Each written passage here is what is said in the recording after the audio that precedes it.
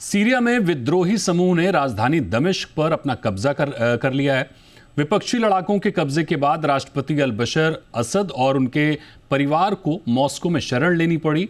राष्ट्रपति बशर अल असद से भारत के अच्छे रिश्ते थे। असद ने भारतीय कंपनियों को सीरिया में निवेश के लिए आमंत्रित किया था, लेकिन इस तख्ता पलट के बाद यहां बड़े बदलाव देखने को मिल रहे हैं। आज हम सीरिया के हालात पर करेंगे बात, जानेंगे इस सत्ता परिवर्तन के बाद भारत पर इसका क्या असर पड़ेगा। लेकिन पहले ये रिपोर्ट देखिए, उसके बाद करेंगे खास मेहमानों के साथ चर्चा।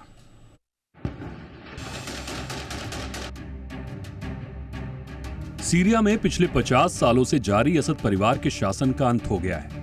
राष्ट्रपति बशर अल असद देश छोड़कर भाग चुके हैं और विद्रोही गुटों ने राजधानी दमिश्क समेत 5 प्रमुख शहरों पर कब्जा कर लिया है। ये पूरी घटना महज 11 दिनों के अंदर घटी है। असद के सत्ता से बेदखल होने के साथ ही देश का भविष्य खतरे में आ गया है। 27 नवंबर 2024 को सीरिया में सेना और विद्रोही गुट हयात तहरीर अल शाम के बीच संघर्ष की शुरुआत हुई। ये संघर्ष 2020 के सीजफायर के बाद का सबसे बड़ा टकराव माना जा रहा है। इसके बाद घटनाक्रम तेजी से बदला। 1 दिसंबर को विद्रोहियों ने सीरिया के दूसरे सबसे बड़े शहर लेप्पो पर कब्जा कर लिया। ये वही शहर है जिसे असद ने 4 साल की लंबी लड़ाई के बाद जीता था। इसके बाद 5 दिसंबर को हमा, 6 दिसंबर को दारा और 7 दिसंबर को होम्स विद्रोहियों के कब्जे में चले गए। आखिरकार 8 दिसंबर को विद्रोही राजधानी दमिश्क में घुस गए। दमिश्क पर कब्जा होते ही राष्ट्रपति बशर अल असद देश छोड़कर भाग गए। इस तरह 11 दिनों के भीतर विद्रोहियों ने 5 बड़े शहरों पर कब्जा करके असद शासन को पूरी तरह से खत्म कर दिया। एचटीएस यानी हयात तहरीर अल शाम विद्रोही गुट का नेतृत्व अबू मोहम्मद अल जुलानी कर रहा है। एचटीएस पहले अलकायदा से जुड़ा रहा है और इसे कट्टरपंथी इस्लामिक संगठन माना जाता है। इस गुट का तेजी से उभार सीरिया के लिए नई चुनौतियां लेकर आया है। सीरिया में राजनीतिक बदलाव भारत के लिए कई मायनों में चिंताजनक है। भारत और सीरिया के बीच ऐतिहासिक, सांस्कृतिक और आर्थिक संबंध रहे हैं। असद के शासनकाल में ये संबंध और मजबूत हुए थे। सीरिया के ऑयल सेक्टर में भारत का बड़ा निवेश है। 2004 में ओएनजीसी ने आईपीआर इंटरनेशनल के साथ एक समझौता किया था। भारत ने सीरिया में कनाडियन फर्म और चीन की सीएनपीसी के साथ 37% हिस्सेदारी भी ले रखी है। तिशरीन थर्मल पावर प्लांट की रिस्ट्रक्चरिंग के लिए भारत ने $24 करोड़ का क्रेडिट दिया था। अब असद के पतन के बाद इन परियोजनाओं पर खतरा मंडरा रहा है। सीरिया में विद्रोही गुटों को तुर्की का समर्थन रहा है।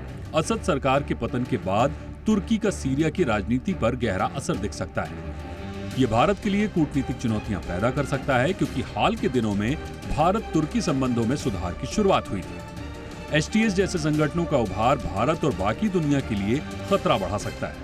इस्लामिक स्टेट के फिर से पनपने की आशंका भी जताई जा रही है। सीरिया ने कश्मीर को भारत का आंतरिक मुद्दा माना है। भारत ने सीरिया पर लगे अंतर्राष्ट्रीय प्रतिबंधों का समर्थन करने से इनकार किया था और कोविड-19 के दौरान प्रतिबंधों में ढील देने की बात कही थी। सीरिया में गृह युद्ध के दौरान भी भारत ने दमिश्क में अपना दूतावास बनाए रखा। भारतीय विदेश मंत्रालय ने कहा कि दमिश्क में मौजूद एम्बेसी भारतीय समुदाय की रक्षा और सुरक्षा के लिए उनके साथ संपर्क में है। बता दें कि सीरिया में भारतीयों की संख्या 100 से भी कम है। सीरिया में असद शासन का अंत और विद्रोही गुटों का कब्जा न केवल सीरिया के लिए बल्कि भारत और पूरी दुनिया के लिए एक नई चुनौती लेकर आया है। ब्यूरो रिपोर्ट, जी मीडिया। तो सीरिया पर ताज़ा संकट का भारत पर क्या असर पड़ेगा, कितने भारतीय वहां पर रहते हैं, उसको लेकर देश किस तरह से एक्शन मोड में है, ये सारी चीज़ें समझने की कोशिश करेंगे। हमारे साथ अजय बग्गा सर जुड़े हुए हैं और रविंदर सचदेव जी भी हमारे साथ जुड़ गए हैं, विदेश मामलों के जानकार हैं। रविंदर सर, बहुत स्वागत है आपका, और बग्गा सर एक बार फिर से स्वागत है आपका। सबसे पहले रविंदर सर आपके पास आना चाहेंगे कि सीरिया में महज 11 दिनों में विपक्षी गुट हयात तहरीर अल शाम ने एक के बाद एक शहरों पर कब्जा कर लिया, महज 11 दिन में। राष्ट्रपति जिन्होंने अभी तक कुछ दिन पहले ही कसम खाई थी कि आतंकवादियों को कुचल दिया जाएगा, वो देश छोड़कर मॉस्को में शरण ले चुके हैं। फर्स्ट रिएक्शन आपका क्या है इसको देखते हुए? Thank you. फर्स्ट रिएक्शन जो समझ आता है वो ये है कि एक तो पब्लिक ओपिनियन मेजॉरिटी असद के खिलाफ चला गया। दूसरा, इन रेबल्स के पास मोमेंटम था। तीसरा जो बहुत अहम ऑल्सो है, सीरिया की आर्मी ने लड़ाई ही नहीं करी। अगर आप देखिए, ये जो है कि 11 दिन में ये जो टेरर ग्रुप्स वगैरह आगे बढ़ते गए, सीरियन आर्मी कतई फोल्ड अप हो गई। और उसका कारण था आर्मी में भी करप्शन, आर्मी की तनख्वाहें नहीं दी गई हैं बड़े दिनों से, उनके सोल्जर्स कुछ टैक्सी ड्राइविंग करके अपना साइड बिजनेस करते थे इत्यादि। और सीरिया की आर्मी ने जब देखा इधर ईरान एंड रशिया, ये जो सपोर्टर्स थे, ये दोनों देशों ने भी देखा यही कि ऑपोजिशन का मोमेंटम बढ़ रहा है, रेबल्स का मोमेंटम बढ़ रहा है, सीरियन आर्मी में जोश नहीं है लड़ने का, तो रशिया ने भी हाथ पीछे खींचे और रशिया कमजोर भी हो गया, उस पर अटेंशन के लिए टाइम नहीं था। सिमिलरली ईरान, तो रशिया और ईरान जब पीछे हटे एक्टिव सपोर्ट से, क्योंकि उन्हें भी लगा कि इंटेलिजेंस रिपोर्ट से कि पब्लिक ओपिनियन रेबल्स बहुत स्ट्रांग हो गए हैं, मोमेंटम है, और यहां वो देख रहे हैं कि सीरिया की खुद की आर्मी भी लड़ने की हालात में नहीं है या नहीं चाहती। तो इन सब फैक्टर्स का कॉम्बिनेशन हुआ कि असाद की सरकार 11 दिनों के अंदर, जैसे but without much let's say violence, क्योंकि सीरियन आर्मी ने लड़ाई करी ही नहीं। बड़ी अहम बात आपने कही। ये माना जा सकता है कि सीरियन आर्मी है उसने एक तरह से पांव पीछे खींच लिए। हालांकि सीरियन आर्मी इतनी कमज़ोर नहीं थी, तमाम उनके पास हथियार थे, उस पर भी बात करेंगे।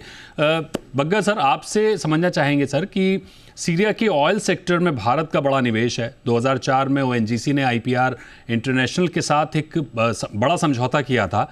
भारत ने सीरिया में कनाडियन फर्म और चीन की CNPC के साथ 37% की हिस्सेदारी भी ले रखी है। टिशरीन थर्मल पावर प्लांट के रीस्ट्रक्चरिंग के लिए भारत ने $24 करोड़ का क्रेडिट दिया था। इन सब पर क्या असर देख रहे हैं आप दोनों देशों के रिश्तों के साथ साथ ये जो इन्वेस्टमेंट है इसको कैसे देख रहे हैं? देखिए, ये इन्वेस्टमेंट बना रहेगा। अभी जो रॉबिन सर ने भी कहा, अगर आप देखें ईरान को इतना ईरान का जो प्रॉक्सी है उधर हिजबुल्ला, और साथ में रशिया के जो मिलिटेंट्स थे वैगनर ग्रुप वगैरह, ये महफूज करके बैठे थे असाद के रेजिम को। अब हिजबुल्ला के जो सैनिक थे ईरान ने वापस बुला लिए लेबनान में, क्योंकि बहुत उन पे इजराइल के द्वारा अटैक हो रहे थे। तो वो सारे जब निकले सीरिया से तो ये कमजोर पड़ गए, और अपना जो इनका आर्मी था वो भाग खड़े हुए, उन्होंने कुछ सामने ऑपोजिशन नहीं किया। अब भारत के लिए क्या मुश्किल पैदा होती है? एक तरफ से ये तय है कि ये टर्की ने सारा फंडिंग किया, टर्की ने इनको आगे किया, और जो ये अलकायदा के फॉर्मर टेररिस्ट हैं जो इनको लीड कर रहे हैं, उसको अमेरिका का भी प्रोत्साहन है, और उसके साथ खड़ा है इजराइल कि भाई ईरान का जो हाथ है वो हट जाए सीरिया में से। जो ये एक्सेस बना ली थी ईरान ने कि हिजबुल्ला हो लेबनान में और सीरिया हो और हूती हो यमन में, ये पूरी एक्सेस जो थी वो टूटती हुई बिखरती हुई दिख रही है। तो अमेरिका, इजराइल और टर्की का आप कह सकते हैं एक मिला जुला गठबंधन था इसके पीछे। बट अब क्या है कि बहुत सारे यहाँ गुट हैं, बहुत सारे मिलिशियाज भी हैं, और यहाँ पे आसानी से कुछ निकल पाना, एक कोलिशन गवर्नमेंट वगैरह निकल पाना मुश्किल है। मेरे ख्याल से देश 3 हिस्सों में तकसीम हो जाएगा, एक शिया हिस्सा हो जाएगा, एक सुन्नी मेजॉरिटी हो जाएगा, और कर्ड्स जो हैं वो नॉर्थ में टर्की के बॉर्डर के साथ, टर्की ने इनके नॉर्थ में काफ़ी हिस्सा ऑलरेडी कब्जे में किया हुआ है, कि क्योंकि लगभग 31 लाख सीरियन शरणार्थी टर्की में बैठे हैं, और साथ में कर्ड्स जो है नॉर्थ में वो एक्टिव हैं, जिनको टेररिस्ट करार देता है टर्की। चाहे अमेरिका कर्ड्स को यूज करता है, इराक के नॉर्थ में भी कर्ड्स की एक सरकार चल रही है जी अरबिल में। तो भारत के लिए जरूर मुश्किल है, बट हमारा जो वहां पे निवेश है, अब ये देखना पड़ेगा किस हिस्से में दमिश्क जाता है, किस हिस्से में कौन जाता है, वो टाइम लगेगा। अभी ये लिबिया जैसी स्थिति होने वाली है कि जहां 2 हिस्सों में तकसीम है लिबिया अब, और इसको 3 हिस्से हो जाएंगे, कर्ड्स हो जाएंगे, सुन्नी हो जाएगा, शिया हिस्सा हो जाएगा। बिल्कुल, उसके बाद भी वो शांति रहेगी कि नहीं, वो बड़ा विषय है। रविंदर सर, आपसे एक अहम सवाल ये बनता है कि जो पहले भी हम बात कर रहे थे कि आर्मी ने एक तरह से सरेंडर पहले ही कर दिया, तभी 11 दिन में ये स्थिति हमें देखने को मिली है। हालांकि अगर हम एक नज़र डालें सीरिया की रक्षा को लेकर, तो 145 देशों के ग्लोबल फायर पावर इंडेक्स के मुताबिक सैन्य ताकत के मामले में सीरिया अरब जगत में 6वें नंबर पर है। 1500 से अधिक टैंक हैं, 3000 से ज़्यादा बख्तरबंद वाहन हैं, सेना के पास तोपखाना और मिसाइल सिस्टम सब है। सीरियाई सेना के पास हवाई जंग लड़ने के लिए भी हथियार हैं। यानी ऐसा नहीं है कि ये कहीं कमज़ोर थी, सेना मजबूत नहीं थी, लेकिन जाहिर तौर पर जैसे कि रविंदर सर ने बताया कि सेना पिछड़ी इसलिए क्योंकि सेना को लड़ने की शायद इच्छा शक्ति ही नहीं बची थी। अब जो स्थिति बनी है सर, जैसा कि काफ़ी कुछ बताया बग्गा सर ने कि वहाँ पर 3 हिस्सों में देश तकसीम हो जाएगा। ये जो 3 हिस्सों में तकसीम होगा, उसके बाद देश की स्थिति क्या होगी, देश का भविष्य क्या होगा? स्ट्रेंज, देखिए ये एब्सोल्युटली वो चांस है। इस समय एक तरह से वैक्यूम हो गया है। एक तरफ तो यस एक डिक्टेटर अथॉरिटेरियन था, वो गया तो वो अच्छी न्यूज है कहने को, राइट। बट दूसरी तरफ इस समय पावर वैक्यूम हो गया है। जितने ये ग्रुप है जिनमें एचटीएस सबसे ज्यादा प्रभावशाली है, किसी को टर्की सपोर्ट करता है, किसी को अमेरिका सपोर्ट करता है, आईएसआईएस के भी वहां ग्रुप है, किसी को जॉर्डेनियन सरकार करती है, किसी को ईरानियन सरकार करती है। इस तरह के करीब 40 ग्रुप्स हैं जिनके अपने अलग अलग एनक्लेव्स हैं, जो सब इकट्ठे होकर एक तरह से लड़ रहे हैं एचटीएस के साथ, एचटीएस के बैनर में। हाँ, अब जब सबने असाद को हटा दिया, अब होगा आपस में कि भैया कैसे बांटो, भाई पावर किसको क्या चाहिए, वो क्वेश्चन आएगा।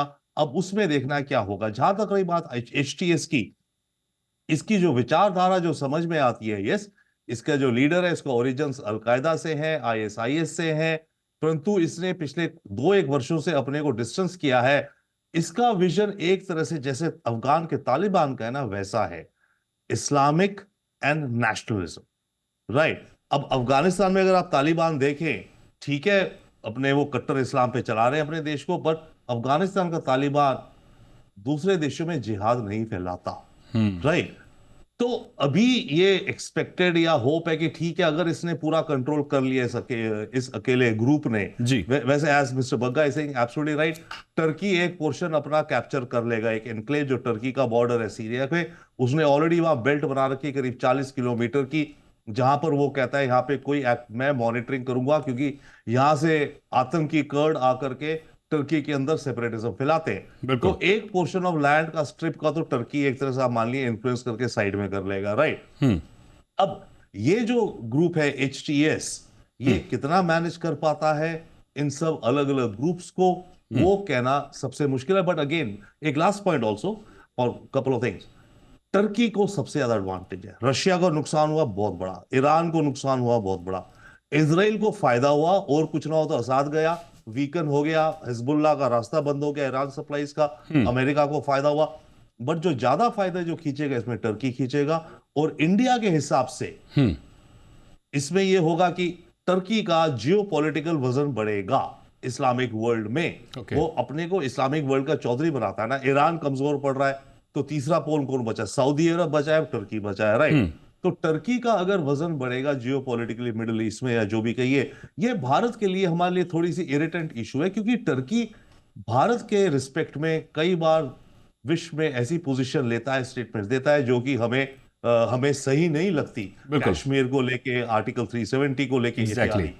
तो हमें जो करना होगा हमारी डिप्लोमेसी को, कि अभी जब ये बातें होंगी यूएन में या जहां भी होंगी कि सीरिया में कैसे power sharing, transfer of power etcetera हो, शेयरिंग ऑफ पावर हो, उसमें जो भी फॉर्मूले बने, अलग अलग देशों से बात होगी, यूएई से बात होगी, कतर भी इन्वॉल्व है बहुत इसमें, राइट, फॉर्मूला बनाने में। तो वो फॉर्मूला ऐसा बने जो कि सऊदी अरब और यूएई को ज्यादा फेवर करे और टर्की को कम फेवर करे। ये बड़ी अहम बात आपने कही। बग्गा सर, आपसे सवाल ये होगा इस पर कि ग्लोबल चिंताएं जिस तरह से बढ़ रही हैं, हम देख रहे हैं कि भारत से समर्थित जो देश हैं, बात चाहे बांग्लादेश की हो जो पहले थे, बात चाहे अभी सीरिया की हो, अफगानिस्तान में भी हमने देखा जिस तरह से कट्टरपंथ वहाँ पर बढ़ता हुआ दिख रहा है, और उससे पहले तक भारत समर्थित सरकारें थीं। तो ये क्या एक तरह से कट्टरवाद को बढ़ावा देने की सुनियोजित साजिश हो रही है? इसे ऐसा कहा जा सकता है?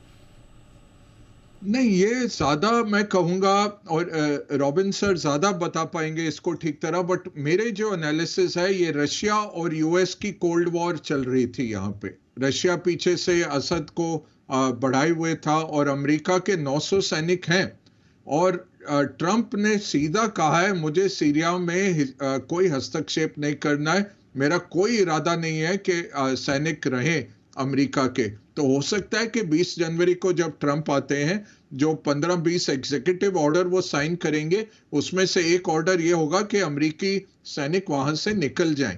तो अमेरिका और रशिया के बीच ये जंग थी प्रॉक्सीज के थ्रू, उसमें सीरिया की आधी आबादी डिस्प्लेस हो चुकी है और लाखों सीरियन अब शरणार्थी हैं। यूरोप में देख लीजिए, जॉर्डन में देख लीजिए, लेबनान में बैठे हुए हैं। फायदा, जैसे रॉबिन्सन ने भी कहा कि इजराइल को बहुत फायदा है, अमेरिका को थोड़ा उसकी छवि के लिए फायदा है कि रूस और ईरान की क्षति हुई। और टर्की जो सोचता है ऑटोमन एम्पायर, ऑटोमन एम्पायर क्या था कि सऊदी अरेबिया तक, ग्रीस तक, बल्गेरिया तक टर्की का एक पूरा एम्पायर था जो वर्ल्ड वॉर 1 के बाद खत्म हो गया। तो वो जो अर्डोगन है वो सोचते हैं अपने को इस तरह से एक कमाल अतातुर्क फिर से जो बॉर्न होके आया है और वो चाहेंगे कि इस्लामिक देशों की लीडरशिप वो ले। सामने सऊदी खड़ा है, सऊदी के साथ अमेरिका है और ट्रंप बहुत क्लोज है सऊदी के, ट्रंप के बहुत निकट संबंध हैं MBS के साथ भी। तो ट्रंप सऊदी के साथ जाएंगे और यहाँ पे टर्की अपना हस्तक्षेप करेगा। ईरान बहुत वीक हो गया, ईरान क्योंकि हिजबुल्लाह को भी खत्म किया, इजराइल ने काफी हद तक उनके मिसाइल के अड्डे सब खत्म किए। ईरान अब बहुत वीक होके यहाँ से निकल रहा है और ईरान में रेजिम चेंज की भी हो सकती है, कोशिश करे इजराइल अंदर से कुछ रिवोल्ट उठा के। बिल्कुल रोविंदर सर, एक सवाल ये होगा कि वहाँ पर भारतीय बहुत ज़्यादा नहीं है, हालांकि 100 से कम ही भारतीय हैं, तो भारत सरकार क्या कुछ कदम उठा रही है उन भारतीयों को निकालने के लिए, या फिर वहाँ पर, हालांकि एम्बेसी वहाँ पर मुस्तैद है अभी भी? मुस्तैद, आई थिंक थैंकफुली एक जो चीज हो रही है ना, सारा जो हो रहा है इसमें वायलेंस ज्यादा नहीं हो रहा है, राइट? हो रहा है कुछ बट ज्यादा नहीं हो रहा है, दैट्स वन। सेकेंडली, सीरिया की गवर्नमेंट अभी भी फंक्शनिंग है टेक्निकली। असाद गए हैं बट जो प्राइम मिनिस्टर है उसने उसी दिन कह दिया कि yes we will be ready to work with the new rulers. तो एक तरह से जो खाका ढांचा जो भी कुछ है सीरियन गवर्नमेंट का, अभी आज आ रहा है कि मॉस्को में जो सीरियन एम्बेसी है उस पे नया फ्लैग लग गया अपोजिशन वालों का, राइट? तो सीरिया की जो सरकार के जो लेट्स से जो भी विंग्स हैं, एजेंसीज हैं एटसेट्रा, वो कुछ हद तक फिलहाल के लिए तो नॉर्मल ऑपरेशन करते हुए दिखेंगे। जो बदलेगा वो ऊपर की लेयर बदल जाएगी, पॉलिटिकल लीडरशिप बदल जाएगी। तो अगर ऐसा होता है, अगर, तो चांस ये है कि ज्यादा ज्यादा कयास, ज्यादा अनार्की नहीं होगी। परंतु yes, at the same time I think हमारी Indian government must be absolutely ready कि अगर हमारे जैसे आप कह रहे हैं, आई थिंक करीब 100 से कम है वर्कर्स होंगे, ज्यादातर किसी भी प्रोफेशनल्स वर्कर्स इत्यादि जो वहां पर हैं, तो उनको निकालने के लिए I think Indian government immediately can arrange evacuation by air, वो हम कर सकते हैं। बट अभी के लिए फिलहाल और ऑब्वियसली जो इंडियंस वहां होंगे उनको एम्बेसी से कनेक्ट करना पड़ेगा, कांटेक्ट होना चाहिए उनका, शायद कर भी लिया हो। बट अभी के लिए माहौल चाहे बहुत ही अनसर्टेन है, बट परहैप्स डिपेंड करेगा जो वहां पे भारतीय अगर वो निकलना चाहते हो। बट एक फैक्टर जो ओवरऑल दिख रहा है इसमें कि वहां पे ज्यादा अभी के लिए फिलहाल वायलेंस नहीं है, लूटमार नहीं है और आपस में मारधाड़ नहीं है। पर यह नहीं कहा जा सकता कि आगे नहीं होगी, आने वाले दिनों में ये ग्रुप्स आपस में लड़ भी सकते हैं। कुछ आगे क्या होगा कुछ नहीं कहा जा सकता। अजय सर, आपसे मेरा सवाल ये होगा कि ऐसे में भारत का रिएक्शन क्या होगा, क्योंकि पहले सीरिया के साथ भारत के अच्छे संबंध रहे हैं, अब ये जो संकट पैदा हो गया है 11 दिनों में, इसको कैसे देख रहे हैं? भारत का रिएक्शन क्या होगा इसमें? देखिए, हमारे लिए फ्रेंडली नेशन था, बट हमारा इजराइल के साथ भी दोस्ताना व्यवहार है, ईरान के साथ भी हम पोर्ट बना रहे हैं, दोस्ताना व्यवहार है। तो भारत के लिए हमें देखना है हमारे हित में क्या है, हमारा नेशनल इंटरेस्ट, और हमारे लिए दुश्मन कोई भी नहीं है। इन सब से हम हाथ बढ़ाएंगे। अगर सीरिया के रिकंस्ट्रक्शन में भारतीय कंपनियों को मौका मिले, वो भी हम ज़रूर उनको मदद करेंगे, सरकारी मदद देंगे, और हमारी कंपनियां सक्षम है जाके रिकंस्ट्रक्ट करने में। तो भारत का व्यू पॉइंट यही रहेगा कि एक दोस्ताना हाथ बढ़ाएंगे। जो भी फॉर्मेशन निकल के आती है, या अगर मुल्क बट जाता है 2-3 हिस्सों में, 2-3 सरकारें बन के आती हैं, तो भारत हर एक के साथ मैत्री के संबंध रखना चाहेगा। कि जरूर भारत के साथ OIC में कश्मीर पे बोलता रहा है और हस्तक्षेप करता रहा है, तो टर्की से संबंध इतने अच्छे नहीं हैं। खारिज किए भी गए कई कॉन्ट्रैक्ट्स, चाहे भारतीय बहुत सारे भारतीय टूरिस्ट बन के जाते हैं इस्तांबुल, जी। बट जो टर्की का पॉलिटिकल फॉर्मेशन है बिल्कुल। वो एंटी इंडियन है। तो ये देखना पड़ेगा ईरान क्या चाहता है, इजराइल क्या चाहता है, अमेरिका हमारा स्ट्रैटेजिक अलाई है, इन सब के साथ मशवरा करके फिर भारत करेगा जो भारत के लिए अच्छा है। बिल्कुल, यानी ओवरऑल समझने की कोशिश करें तो जो ताज़ा संकट है वो संकट हुआ कम और किया गया ज़्यादा दिख रहा है, क्योंकि जो हालात 11 दिनों में बने हैं वो हजम तो नहीं हो रहे हैं कि इतनी बड़ी सेना होने के बावजूद, इतने भारी मात्रा में हथियार होने के बावजूद सेना ही आत्मसमर्पण एक तरह से कर दे और उग्रवादियों का या कट्टरपंथियों का एक तरह से देश पर कब्जा हो जाए। स्टेप बाय स्टेप हमने ये होते हुए देखा। हालांकि ये पूरी तरह से सुनियोजित है, टर्की है, यूएस है और इजराइल है, किस तरह से किया गया है वो दिख रहा है। हालांकि उम्मीद हम करते हैं कि दुनिया में शांति रहे, चीज़ें आगे बेहतर रहें। बहुत शुक्रिया करेंगे अजय सर आपका हमारे साथ जुड़ने के लिए, रविंदर सर आपका हमारे साथ जुड़ने के लिए।